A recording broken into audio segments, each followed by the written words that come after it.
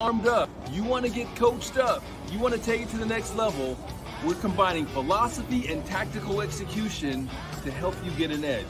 And you know what we're going to do? Just to give you a taste of what we're going to be doing out there on the road.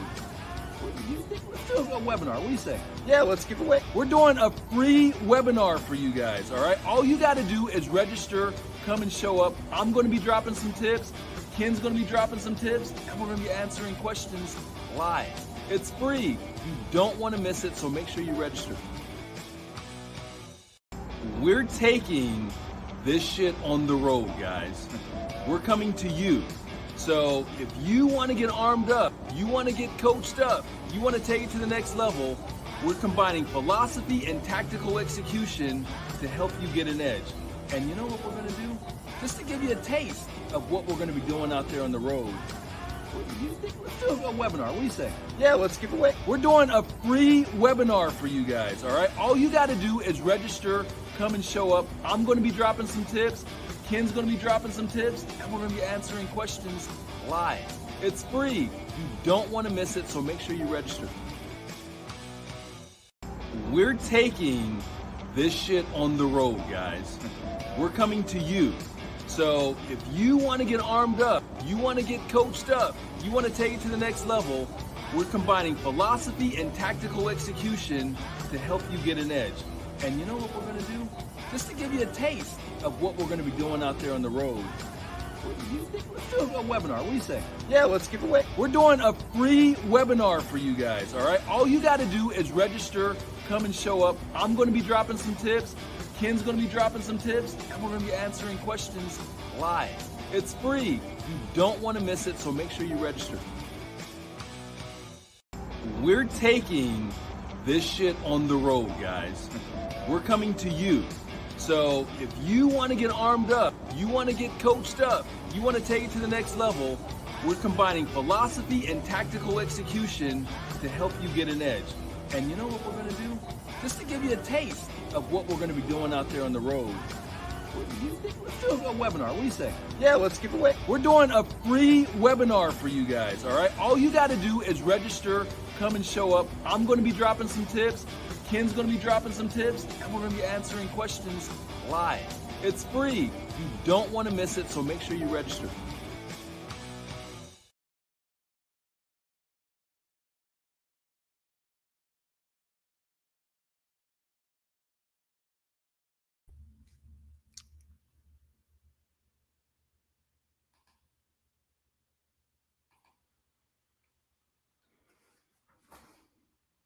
Well, what's going on, my friend?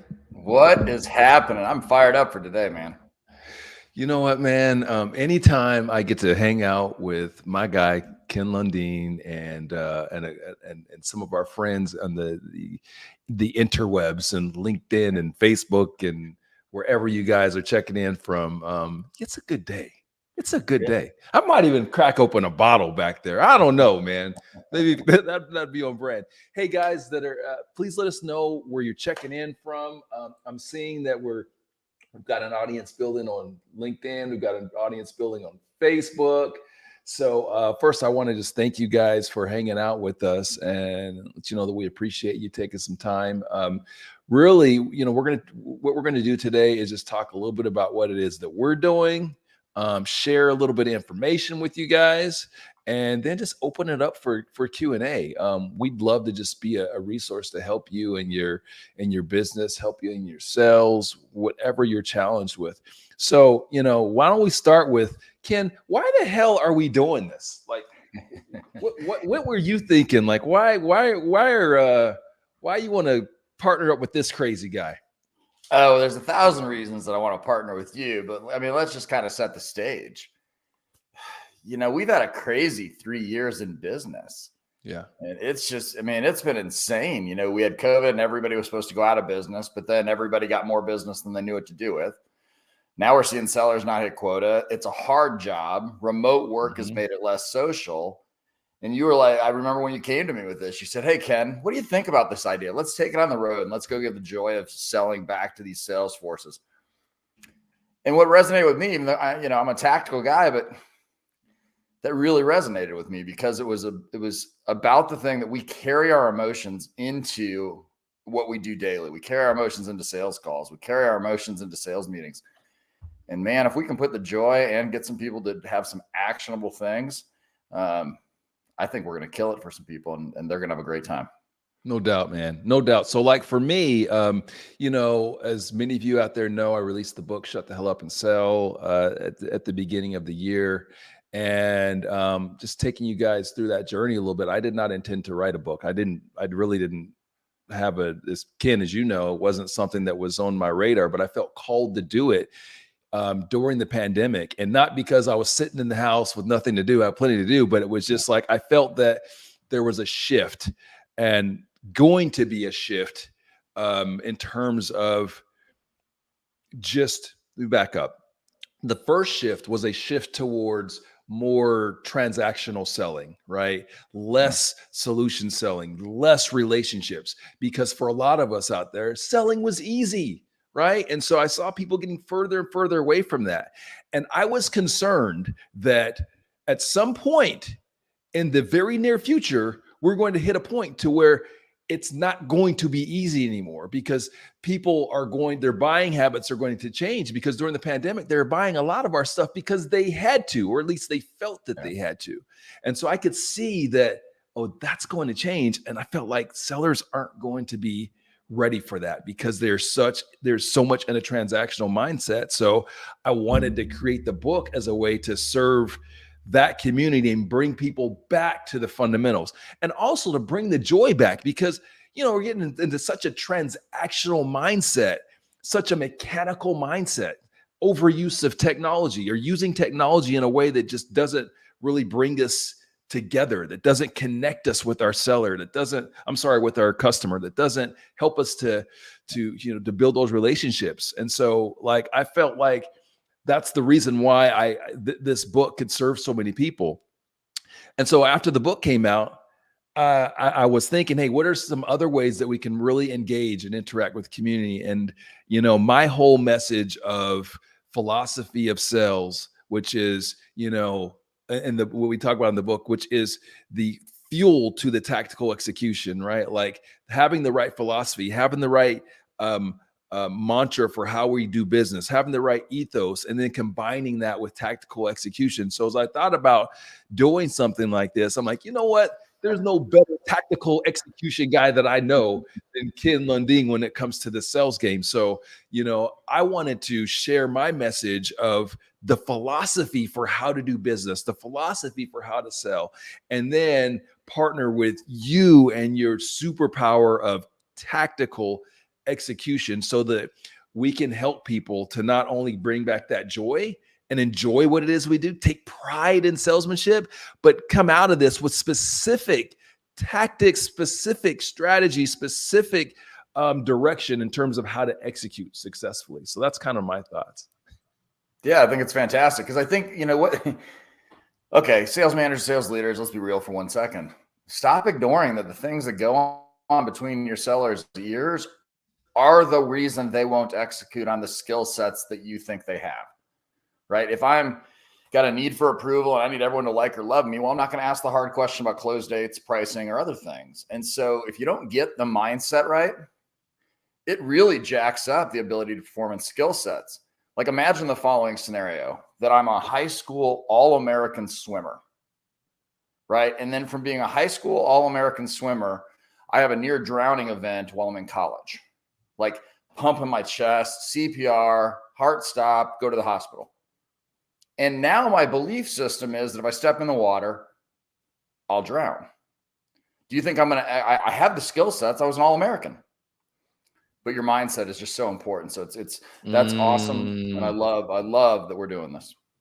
No doubt. So guys, just so you know what it is that we're doing. So what we are doing is we're taking the Shut the Hell Up and Sell philosophy and combining that with Rev Heat strategy and tactical execution for a national roadshow. So we're going out and we're doing half-day events for companies, for organizations. So we've had folks that have reached out to us from various companies, and all different types of worlds, from tech to retail, whatever.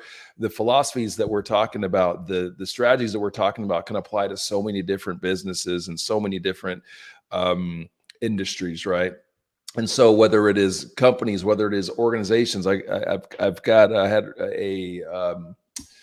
on Instagram, I had a reach out potentially from a chamber of commerce. So this is really great for small businesses and entrepreneurs as well. So we're going out, we're doing half-day workshops where we're splitting it up again with philosophy and tactical execution, right? So I am handling the philosophy piece, and then Ken is coming in with the tactical execution part. So if you're wanting us to come out there and talk to your company, your organization, you just got to go to that URL below and fill out the little form, and then we'll have a conversation and see if it's a good fit. So part of what we wanted to do today, guys, is just give you a little bit of a preview of some of the stuff that we're talking about like this, which is hard to do because, we want to respect your time. And so we're not trying to give you do a half a day with you because we know you're just checking in on the lunch hour. So it's really just to give you a little bit of a preview of some of the stuff that we're talking about,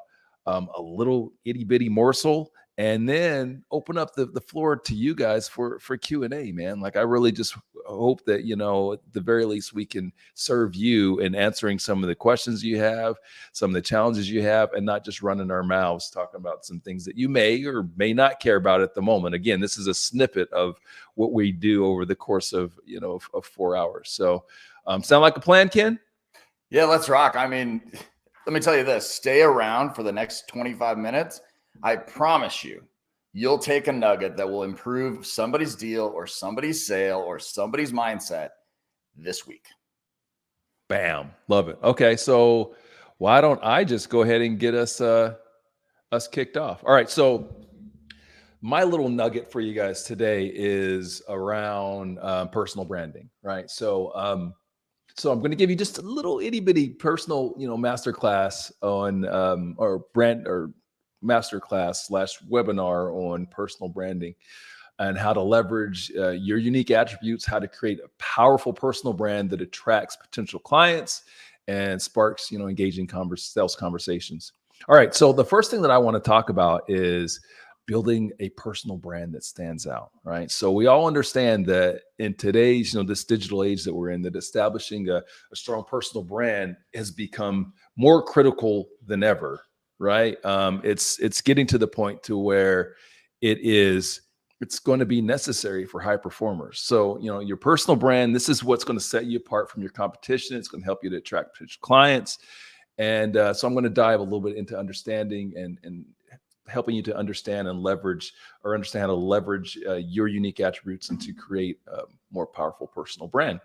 All right. So the first thing that I want to talk about as it relates to that is defining your authentic self, right? All right. So let's start by kind of exploring the essence of what a personal brand is. So personal brand is the process of creating and managing a unique professional identity that represents who you are and what you stand for, right?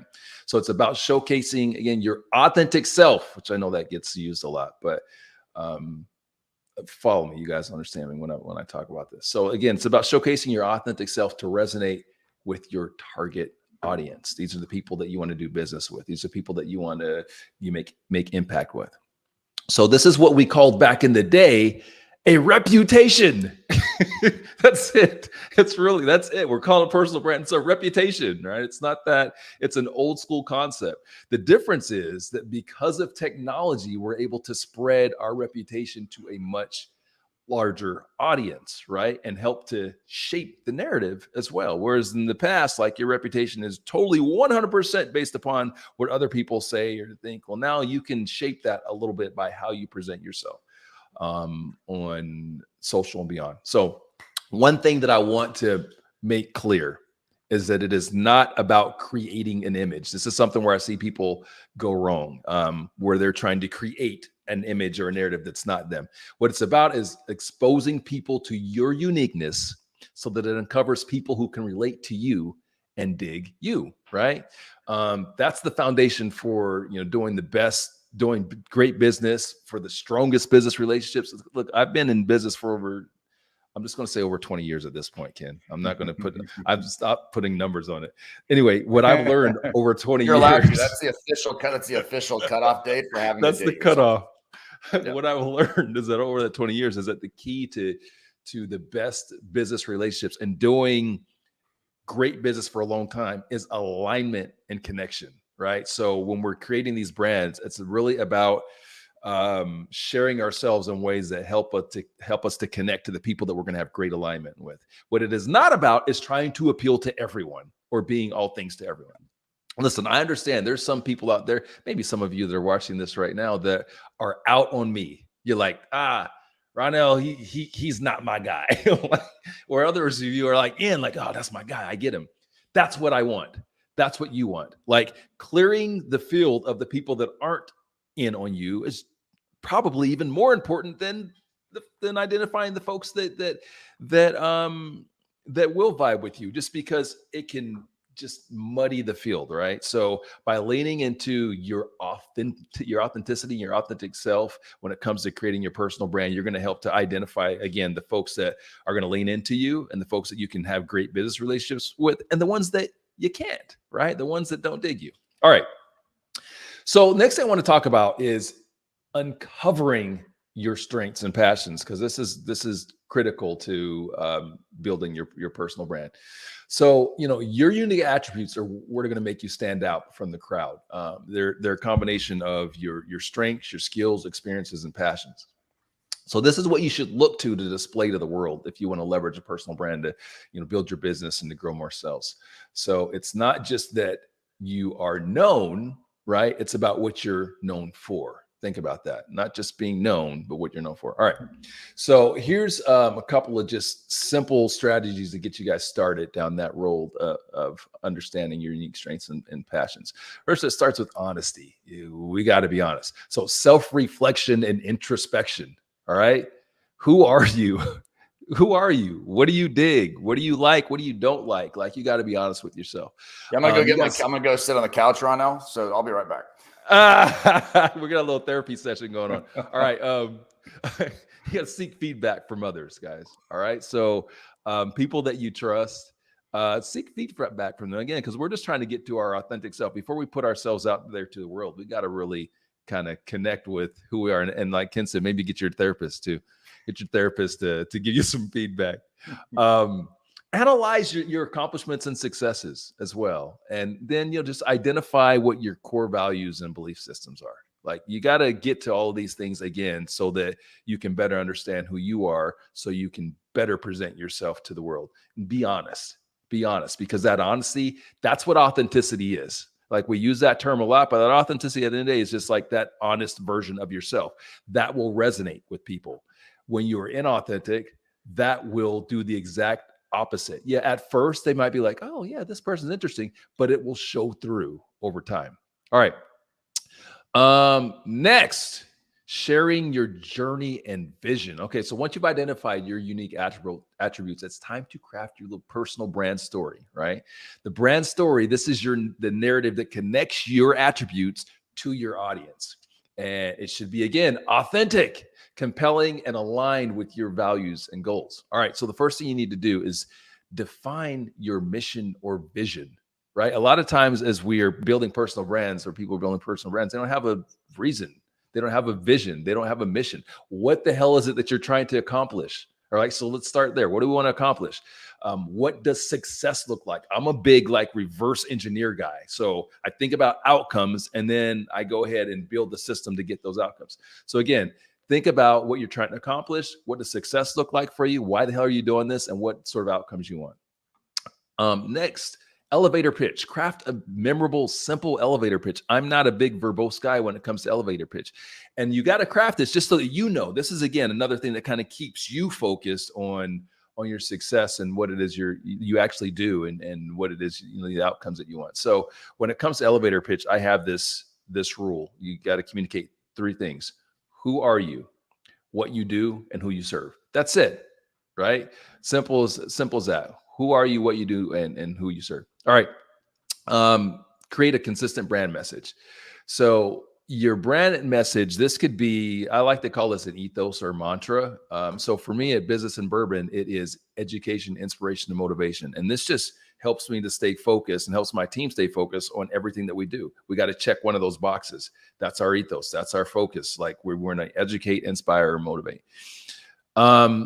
Then showcase your expertise and achievements, right? So in your LinkedIn profile, all your content, stuff that you're putting out there, are you showcasing your expertise and achievements? Because it's one thing to get attention, but once you get the attention, what are they seeing beyond that? Is there anything that gives you credibility, that gives you, because this is how you're going to leverage it for business, right? So one thing to say, hey, look, I'm Ronell, look at me, I say cool stuff. But at the end of the day, if I don't have anything that brings it, that shows my credibility and my expertise, then I'm just entertaining people. And I don't want to just entertain people. Neither do you. So Ronell, let me ask you a question. Does that mean they need to be does that mean that they need to be a no-fault perfectionist in their world public viewing when people are looking at them on social? Yeah, no. So going back to our authentic selves, like, is anyone out there perfect? Other than Ken with that perfectly shaved bald head? Like, no, none of us are perfect. So it's actually our imperfections that are endearing. It's our imperfections that connect us with people, right? Ken, I often like to talk about superheroes and what makes superheroes, what makes Superman like so. The most popular character is not his superpower. It's not that he's, can fly and all these things. We think it is, but at the end of the day, what makes Superman so compelling is that he's vulnerable. Kryptonite is what makes him interesting, right? Kryptonite, the fact that at the end of the day, with all those superpowers, if I pull out that little stone, I can kill that guy. You know what I'm saying? So again, in this world of personal branding, our vulnerabilities are now. This is a dangerous little potential slide you got me going down here, Ken, because there's some, how would I put it, some convenient vulnerability out there in the world. That's something to talk about for another day. But again, just your authentic self, your imperfections are where they're going to connect you with people. Yeah. All right. As I'm starting to wrap, let me wrap here because I feel like I'm keeping going. There's so much that I could say, but I'm gonna wrap it on this last piece, which is attracting potential clients. So now that we've kind of established the personal brand and you've created a bit of an online presence based upon the stuff that I'm talking about, how do we attract potential clients? And so I'm just gonna leave you guys with a few little effective methods and tips for doing that, because I also believe that you don't just push out. We're sales guys. I'm a sales guy. So at the end of the day, it's not just about what we're talking about in personal branding is really marketing. That's marketing, right? We're putting ourselves out there.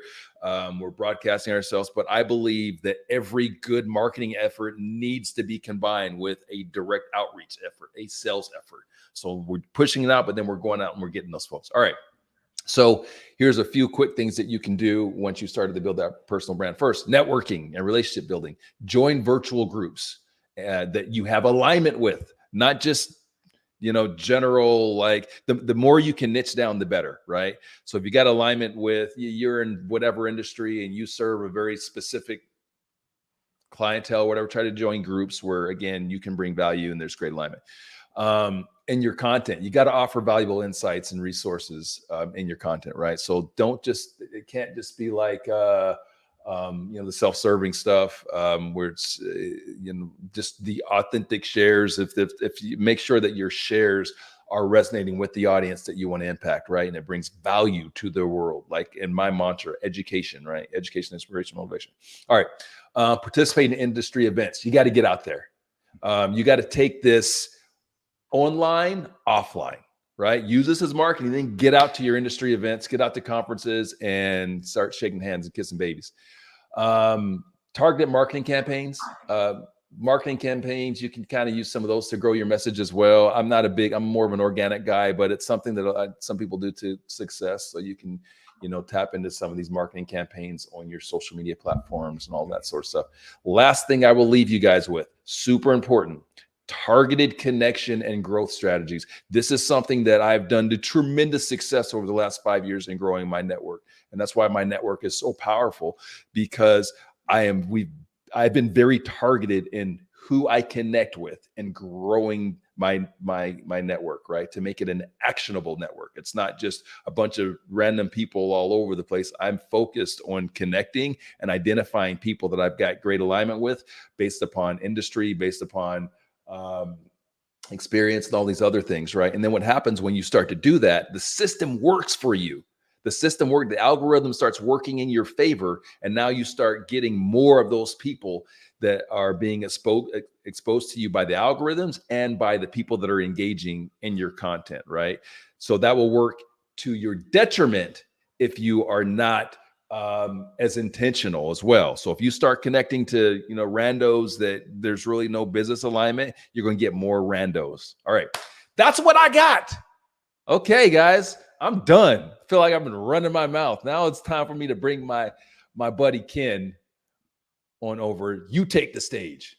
That was awesome. I think, what's interesting about that is when we go on this roadshow, I can already tell you you'll get fantastic stuff like that. And what Ronell does and what he's so great at when it comes to building personal brand is that idea of getting people to want to enter your universe, which helps solve one of the biggest problems that we have in sales or for our teams, right? And that's lead gen. But it's a consistent, constant effort where you have to stay engaged. So we want to make sure that you're continuing to do that. But the question I'm going to answer today, and I'm going to give you a little brief snippet on is, but how do you do better at converting? When you look at the entire conversion process for sales anyway, what we're starting to see is that sellers are underperforming by quite a lot. And where'd it go? I lost my overlay window. There it is. All right. So sellers are starting to underperform by a pretty wide margin. So first, in 2021, according to Sales Insight Lab, only 24% of sellers actually made quota. Think about that. And that was a real easy year.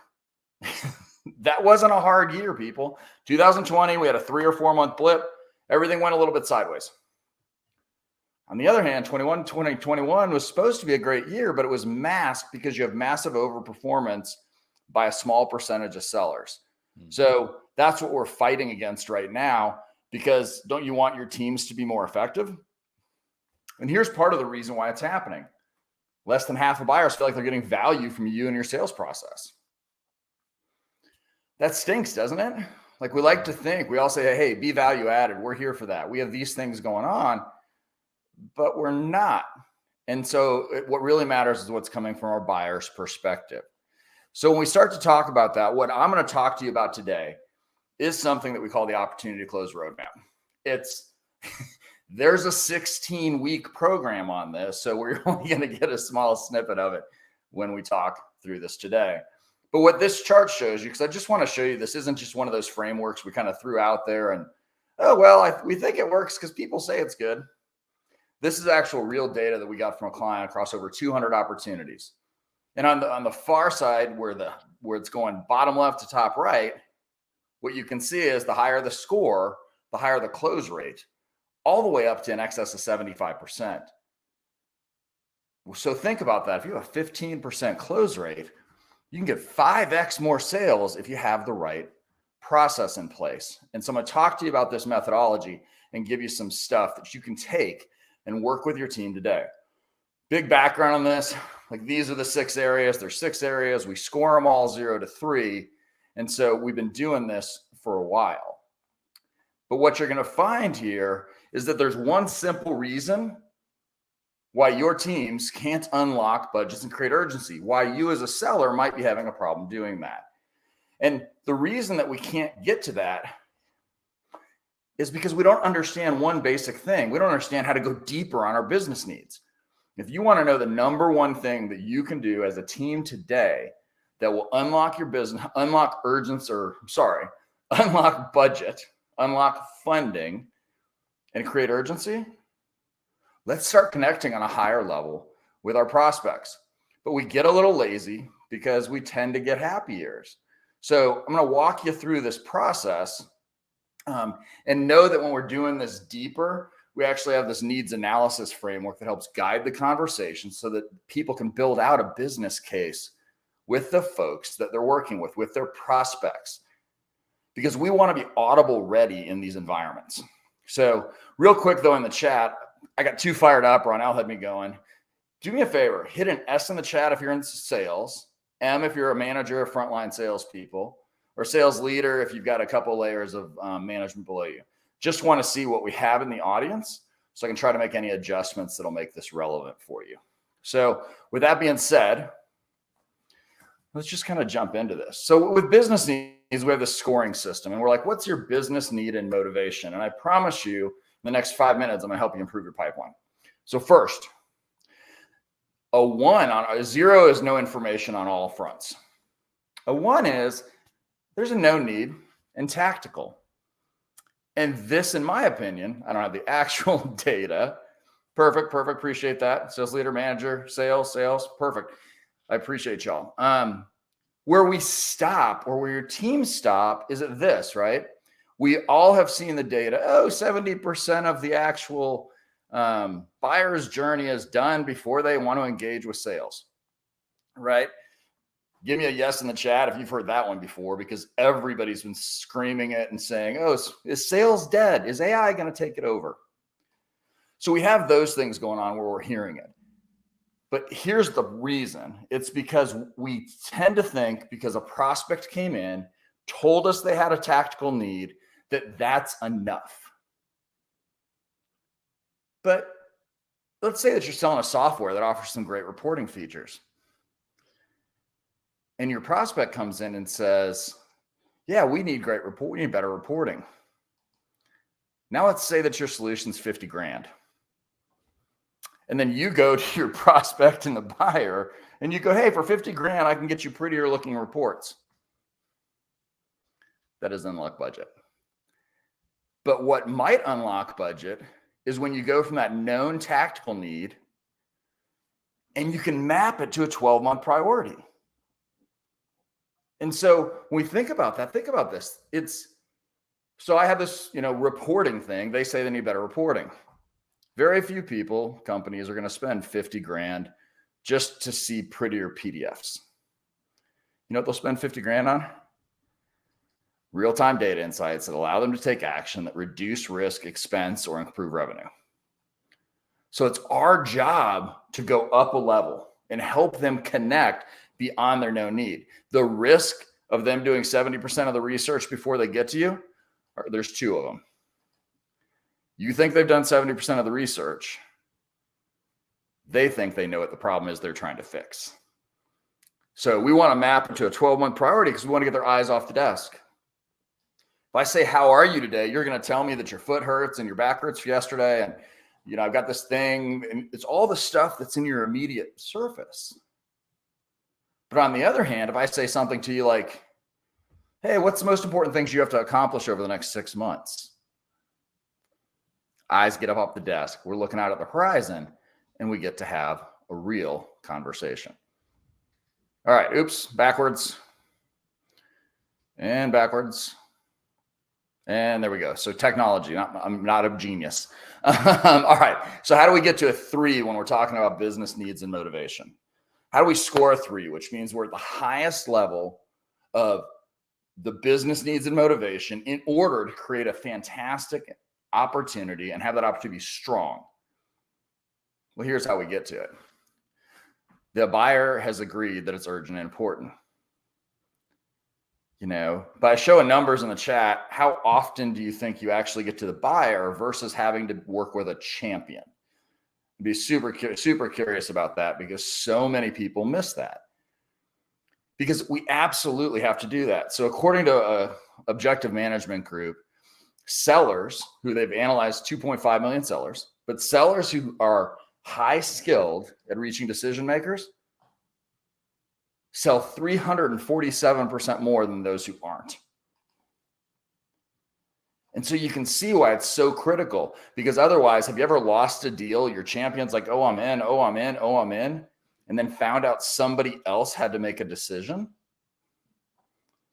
That's why it's super important. So if you want to develop the best business needs and motivation case, I'm telling you, what you're looking for is to move from a known need that's tactical, get that map to how it helps fix a 12-month priority, and then confirm it, not assume it, with the buyer.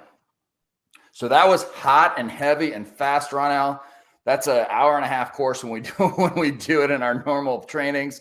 But man, I hope that people find that helpful. Okay, guys. So what I hope you've seen in this little snippet is that, man, we're about making impact, 100%. So I think that, for those of you that have the opportunity to attend one of these road shows, what you can look to expect is no filler, no fluff. It's going to be fun. It's going to be energetic, but it's going to be about outcomes and results. Like, no bullshit. We're not about, like, that's one of the reasons why, I wanted to partner with Ken in this, is that we have similar philosophies in how we approach business and how we approach sales. And we are, listen to this. We are practitioners. Amen. There are a lot of professional presenters. We're in the streets, buddy. We're in the fields. We're doing the work every day. So I think that's an important distinction. There are a lot of people that can come in and have, sound nice, speak well. See, I don't even know if I said that right. That's okay. I love it when you say but you mess up grammar while you're trying to correct grammar. But I think what makes our voices so unique in this is that, again, we are doing this every day. And I think, I just spoke about personal branding for whatever that was, 10, 15 minutes. And those of you that are on this probably know that, yeah, I'm not just talking about it. I'm about that life. We're about this sales life. We're doing this every day. So these are things that we not only do, that we not only teach about, but we're doing ourselves and we do with our employees and all that. So we want to bring that to you. So again, we're doing these road shows. They're half a day. They're going to be 4 hours because, dude, I don't have enough energy to do more than that. Like, I'm being straight up with you guys, because when I go out, you're getting everything from me. So they are exhausting, but they are so fulfilling. I love interacting. I know you do. Ken and I, we've done these in the past. We did workshops a few years back before the pandemic, and it is so much fun. It's so impactful. We enjoy it so much, but yeah, it takes a lot. So it takes a lot out of me and it takes a lot out of you, but we're happy to do it. And we know that we can make some serious impact in there. So let's go to the comments, guys. First, let's shout out some people for hanging out with us. Let's shout out. So, my daughter has her best friend. Her name is Caroline. And so I'm always sensitive to when I see a Carolyn or Caroline and pronouncing it properly. So I don't know. So Carolyn or Caroline, you let me know if I'm pronouncing your name properly, but thank you for hanging out with us. Howard, thanks for checking in. Lisa, Olivia, my good friends, Terry and Stacy. It's good to see you guys. Jonathan, Madison, good to see you as well. Who else we got? We got Pau checking in from Argentina. That's such an Argentinian name too, right? Pau, I love that name. I couldn't pull that off. Like, could you imagine me with a name like an Argentinian name like that? I could, yeah. But anyways, I've been called a lot of things in my life, and so I really know the things I don't sound good as. Yeah, like what? No. You're not going to go there. That's for the Business and Bourbon podcast. That's the Business and Bourbon podcast, or the post Roadshow beers. Yes, guys, we will do that. So if we come out and do a roadshow for you, yes, we will be having beers and cocktails afterwards. Cindy checking in from Raleigh. Good to see you, Cindy. James checking in from High Point. So we got the North Carolina fam checking in. Appreciate you guys. So let's talk about what's going on in your world. We just ran our mouths for a little bit. So I want to know where we can bring some value to you guys. Oh, Pau is short for Pauline. Nice. Am I pronouncing it properly though? Pau, do you pronounce it the same like I just pronounced? Like I said, Pauline. Is that how you pronounce it, or do you pronounce it more like Pauline? I don't know. Help me out. Anyway, so the floor is you guys. Like, we ran our mouths for a little bit, told you what we're doing, but we'd love to be a resource to help you guys with whatever you're challenged with right now. Tell us what's going on in your sales world first. Let me know, and you don't have to tell me you personally, but just like your company, let's check in. Let us know, how are you guys doing this year? Like, you don't have to tell me whether you're not hitting quota or not, but just in general, do you think your company, do you think your industry is hitting quota? Do you think that it's become more difficult this year? Do you think that it's easier? What's going on? Let's do a check-in. Yeah, and I think while we're waiting for that, Ronell, I can tell you, like, I did a search. We run some LinkedIn ads and do some of that. And the power of that platform, we pulled up this list, and it was all executives and higher. It's 45,000 people, and over 30% of them were in companies that had shrunken headcount over the last 6 months. So that doesn't necessarily identify with that. Say it again. I said, who can identify with that out there? Whose companies are shrinking? I know a lot of my friends in technology. It's gotten harder because guess who the new buyer is? So when business is booming and easy, the buyer is the business unit head, the CEO. Who's the buyer now? The CFO, my friend. Right? And they don't want to be in the process at all. Their default is 80% no. So you got to really, really be good. Hey guys, this is real talk. Come on over here real quick. So this is live. This is my son Langston. Say what's up. What's up? He's headed back up to UGA where he's studying and doing some summer work. So, all right, have a good day, man. Drive safe. All right, back to you guys. See, talk about personal branding and authenticity. Hey, that's my kid. He's leaving. I'm not going to see him for a little bit, so hey, he can interrupt the webinar. All right. So Howard says that this company laid off about half the reps. Geez. So the first thing that I will say is that, one, let's support Howard. So look in these comments here, connect with Howard, and let's see if you can open him up to some opportunity. If you've got something going on in your network, look at his background, look at his profile. You got something going on in your network. You got some connections that you can help him with. Let's do that. And secondly, that tells me that is a business decision. So Howard, I hope that you're doing okay through this. I know that we identify so much with what it is that we do, but when a company lays off half their people, it ain't you. It ain't you. It's them. So hang in there, my guy. And folks that are watching this on either replay or live, connect with Howard. Let's see if there's some alignment, and we can help out a fellow soldier in arms out there. Get a good gig. What's Terry saying? Terry says it's been only 3 years since COVID. Let me go ahead and put Howard on the screen because I want to make sure that, boom, you guys can spell his name right. Howard. All right. That's a good looking profile pic, Howard. I like that. Yeah, I like that. Okay. So Terry says, since it's been approximately 3 years since COVID, I'm going to put Terry on. Look, that's another good looking picture, man. People are getting better with their profile pictures, aren't they? Like there was, I feel like. Yeah, I mean, I don't think you've ever told me I look good. So, well, hey, Ken, your profile picture looks good too. All right, on to Terry. This is not about Ken. This is about Terry. It's not about me. Terry says, since it's been approximately 3 years since COVID, it's time to review if the things done during the pandemic are focusing on the company and the finances, or are they spending more than they need to? And that's how to target the CFO. Ooh, I like that. What do you think, Ken?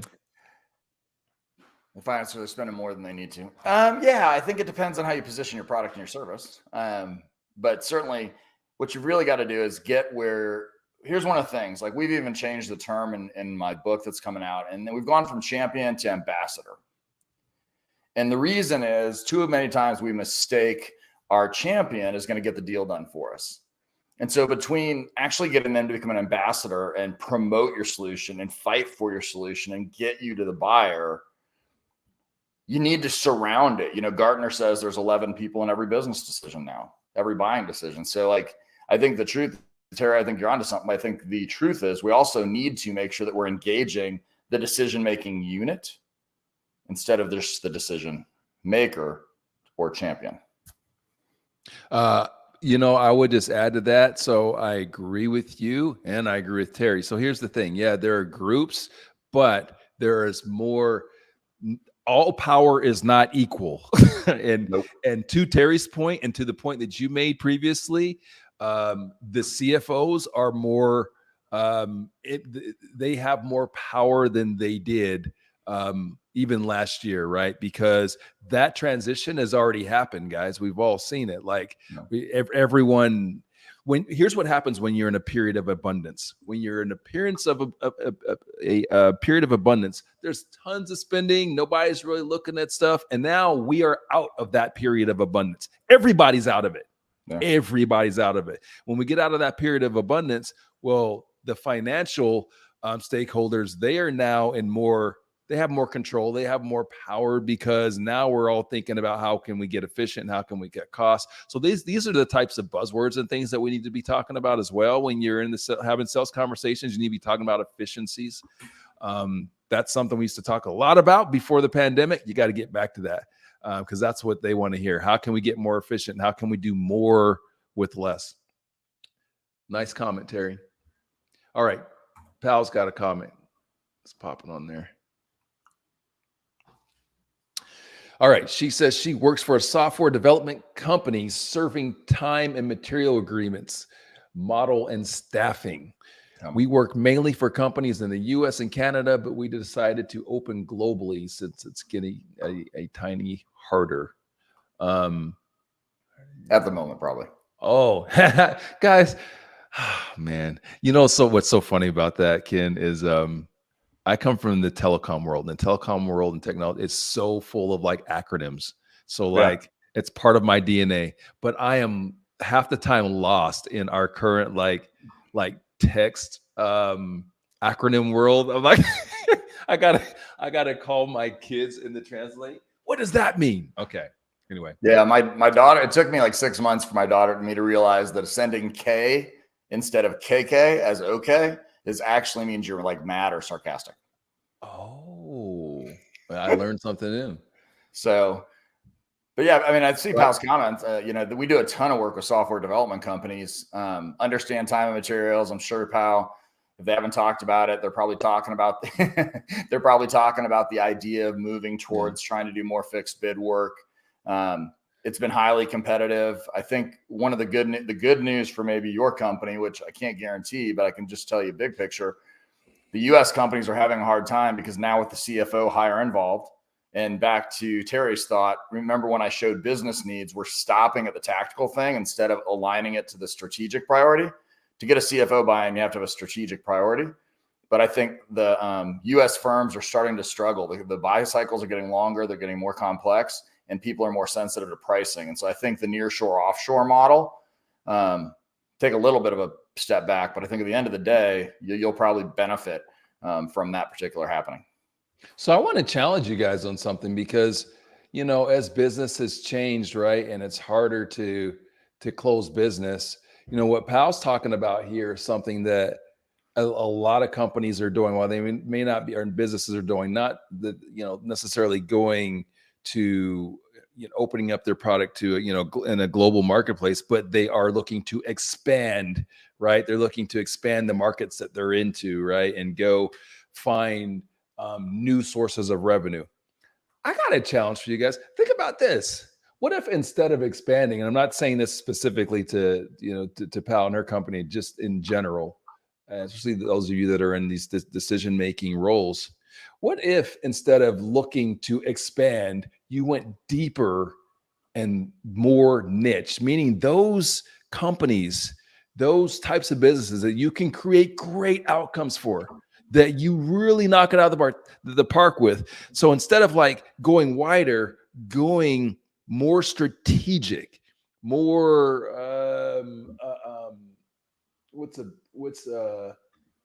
I'm trying to say something that I don't want to say because people might be a little offended by it. So I'm trying to put it in a different way. But basically what I'm saying is go more strategic, focusing on those niches that you serve at the highest level and really exploiting those niches. The riches are in the niches, my friends. So just something that kind of challenged the thought of those of us that are like not selling what we were last year, and we're thinking about, let's expand and go bigger, go to different areas, go to different markets that maybe we don't have the same sort of expertise in, and thinning ourselves out. Just challenging that thought a little bit.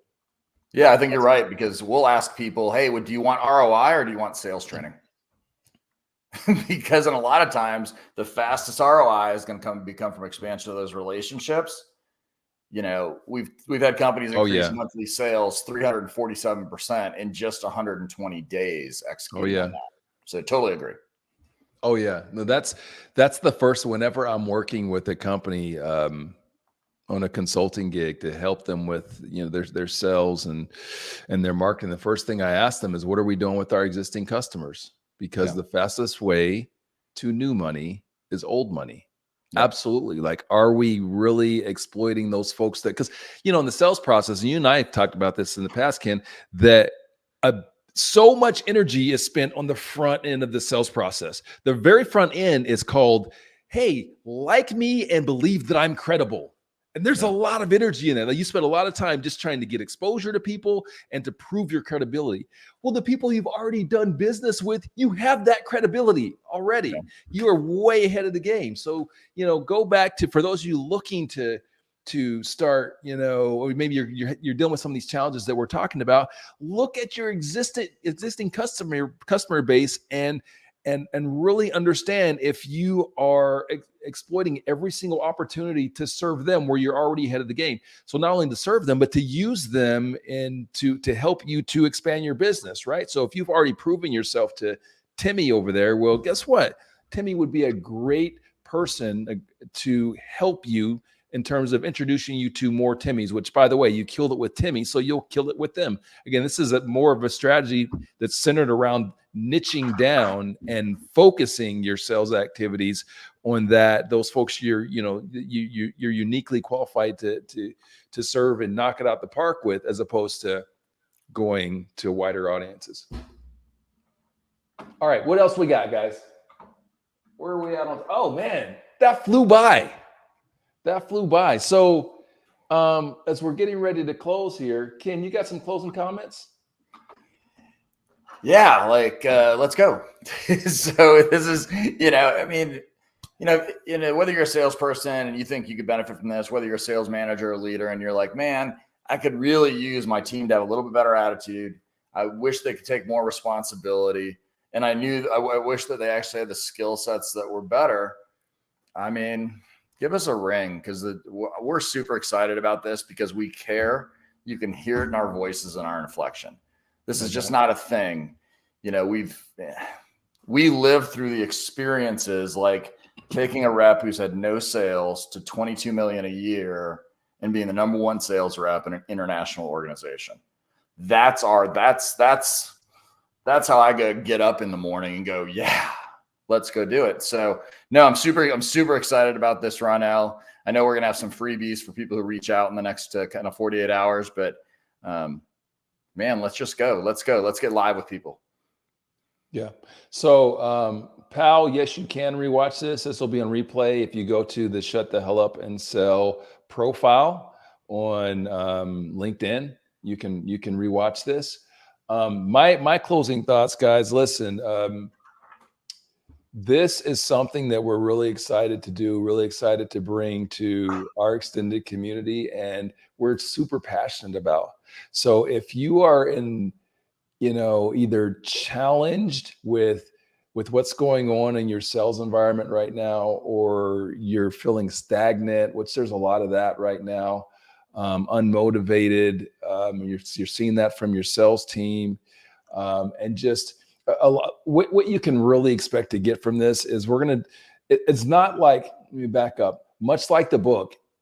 I'm not going to blow your socks off and Ken's not going to blow your socks off with like some crazy wackadoo, like never thought of stuff. Here's the thing.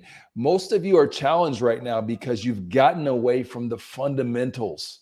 So we're going to take and give you the fundamentals, and then we're going to give you a new school, new current sales environment spin on that, right? So even when I talk about the branding, like I did before, I'm showing you how to leverage this new technology, these new tools to do old school stuff, because the old school stuff is what's going to make you successful. Solution selling, understanding what the customer cares about, providing the best solutions that impact what they care the most about. That's what we're going to help you to do. So for those of you that are interested, either if you're an individual contributor or if you're a leader, go to that website below there, enter your information. We'll get some more information now. If you're an individual contributor and you're like, listen, man, my sales team could use this and I want this, and then reach out to us, and we'll reach out to your leadership and let them know what it is that we're doing and see if it's a good fit. And, for those of you that reach out within the next couple of days, we got some specials out there for you as well. But we really are focused on making a tremendous impact. So everyone that, attends the roadshow, when we do the roadshow for your organization or company, they're getting books, they're getting everything. So they're not only going to get Ken and myself and what we have to teach, but they're going to get some takeaways from that experience. They're going to stick with them for a long time. So I hope you guys enjoyed this. I hope that we brought some value to you. Feel free to watch it on replay. If you got questions for us as individuals, please reach out. It's going to take me a day or so because my direct messages are a mess right now. I'm just being honest. It is what it is. But so it might take me a little bit, but be patient with me and I'll get back with you. And yeah, that's it. That's all I got. Thanks for your time, guys. Anything else, Ken? Peace out. Just know it's okay. You're not in this alone. You've got people, there's people out there like us who want to help you put stuff into practice. I'm sorry, man. I wanted to, every now and then I get triggered into singing. All right, my guy. I don't. Yeah, no. All right, but after a couple of beers, maybe. All right, Ken, fist bump, my friend. Peace out, everybody. We appreciate you. Have a great rest of your day and week.